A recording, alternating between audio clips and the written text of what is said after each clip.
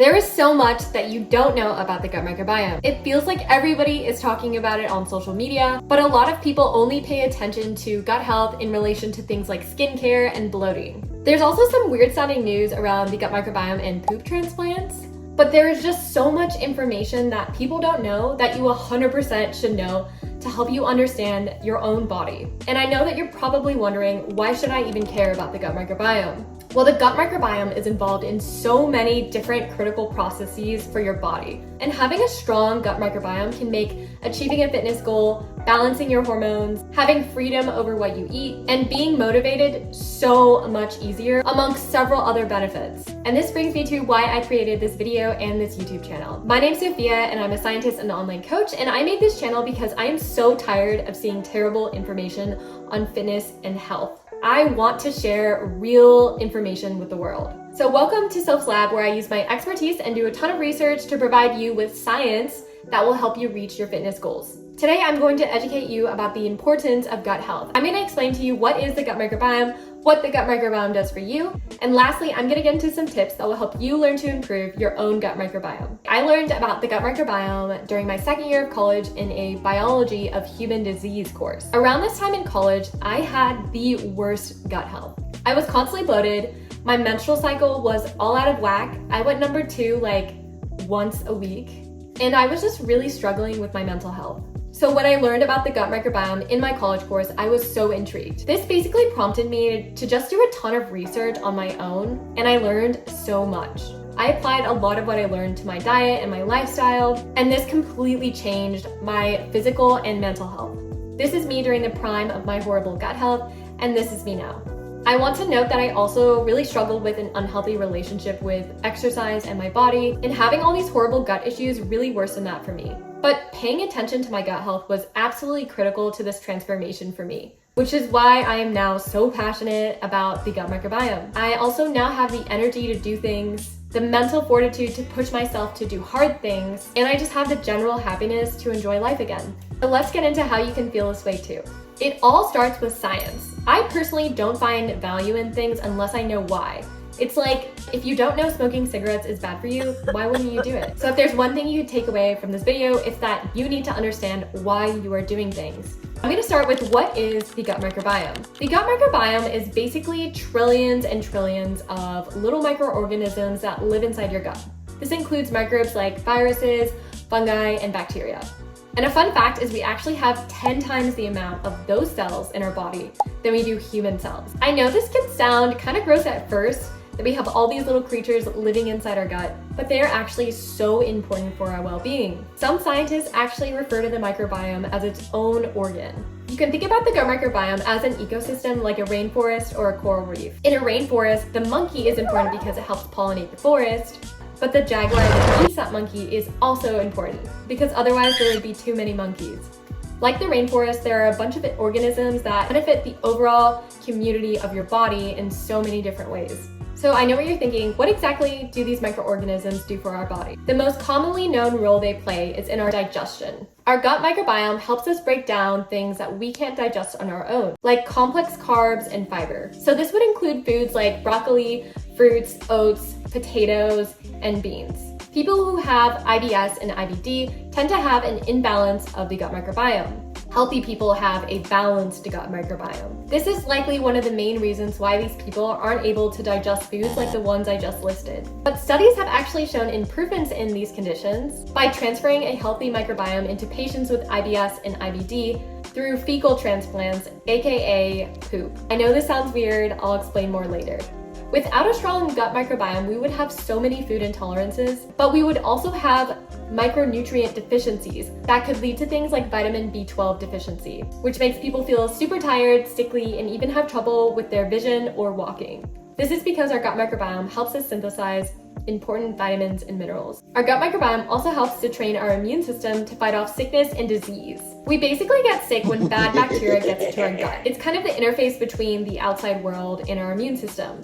But if we have a healthy amount of good bacteria in our gut already, it will actually outcompete the bad bacteria. kind of like a club at capacity. Our gut microbiome also plays a big role in activating our immune system and how our immune system develops. New research is showing that growing up in a home with a dog can strengthen your gut microbiome and in turn help prevent you from developing allergies. All this through the gut. Now let's talk about the benefits that the gut microbiome has on your mood. Your gut microbiome basically can tell your brain how you should feel. Everybody has something called the gut-brain axis, and this is basically a two-way communication system between your brain and your gut. So it's kind of similar to a phone call between you and your best friend. The brain tells our gut what to do, and our gut tells our brain what to do, which means that our gut can influence things like your mood, pain levels, stress, behavior, and even your cognitive function. Now, getting back to the growth stuff that I talked about earlier, you can basically transfer a healthy gut microbiome to somebody that has an unhealthy gut microbiome.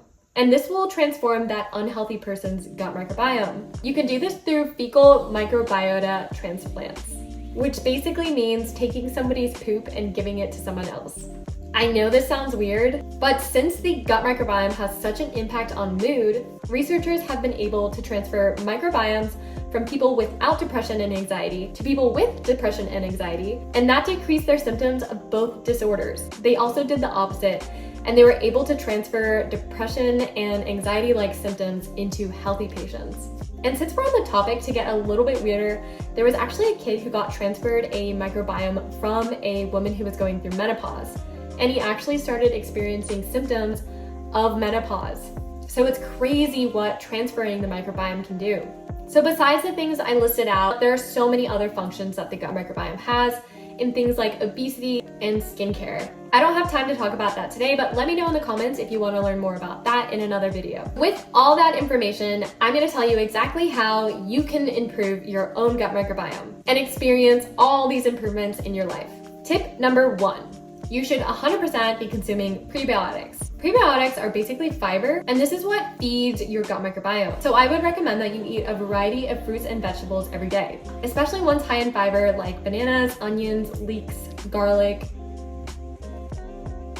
broccoli, and oats. I would say eat a minimum of 5 per day. What I like to do is have a protein shake first thing in the morning with 5 different fruits and veggies. So I do something like blueberries, strawberries, bananas, kale, and apple. I also usually have a side of veggies or a salad with my lunch and dinner. Tip number 2, you should consume probiotics as well.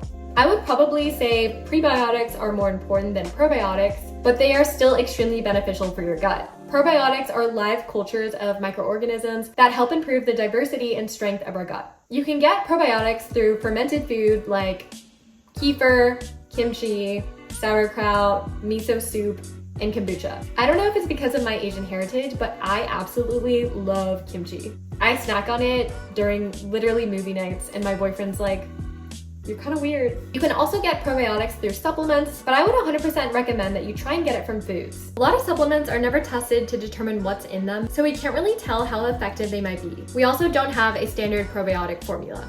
This really interesting scientific article gives a really good overview of some fun facts about the gut microbiome. But the author states that when the journalist and author Michael Pollan interviewed the top experts in the gut microbiome research industry, most of them said that they did not take a probiotic supplement. So based on this and other research I've done, I would say just try and consume a serving of probiotics every day.